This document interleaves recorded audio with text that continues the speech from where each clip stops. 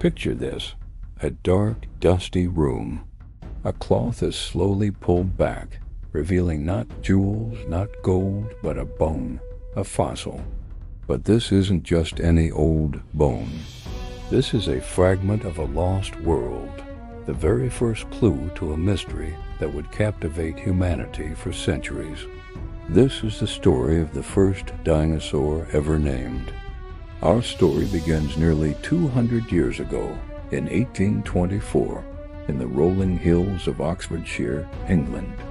A curious and brilliant man named William Buckland, a geologist and paleontologist at Oxford University, was presented with some strange, enormous bones unearthed from a local quarry. They were unlike anything he had ever seen. There was a massive jawbone fragment, studded with sharp, serrated teeth, vertebrae larger than any known reptile, and fragments of powerful limb bones. What kind of creature could this have been? Buckland and his contemporary, the French naturalist Georges Cuvier, meticulously studied these remains. They compared them to the bones of modern animals, from crocodiles to lizards. The evidence was clear: this was a reptile, but one of colossal size, far larger than any living on Earth today. Buckland gave it a name that echoed its magnificent scale: Megalosaurus, meaning great lizard. It was a momentous occasion.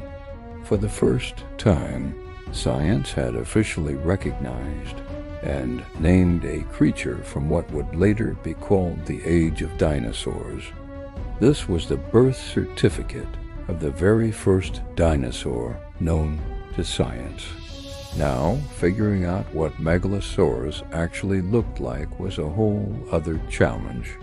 With only a handful of bones, the first attempts at reconstruction were, well, a bit imaginative.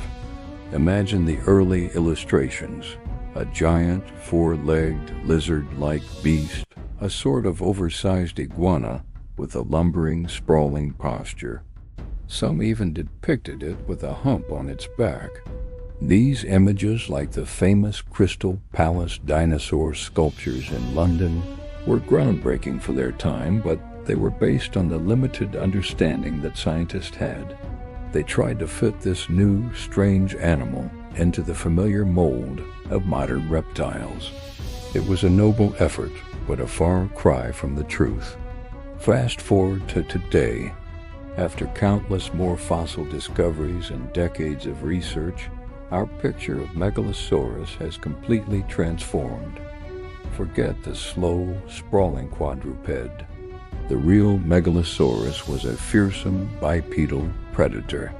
It stood tall on two powerful hind legs, with a long, stiff tail acting as a counterbalance. It was a true Jurassic hunter, reaching up to 30 feet long and weighing over a ton. Its hands had sharp claws, perfect for grasping prey, and that powerful jaw with its knife-like teeth was designed for one thing: slicing through flesh. From a clumsy giant lizard, Megalosaurus had evolved in our understanding into an agile and terrifying carnivore that ruled its environment. The discovery of Megalosaurus was more than just finding an old bone. It was the spark that ignited a revolution. It opened the world's eyes to the reality of prehistoric life, to a time when giant reptiles, not mammals, dominated the planet.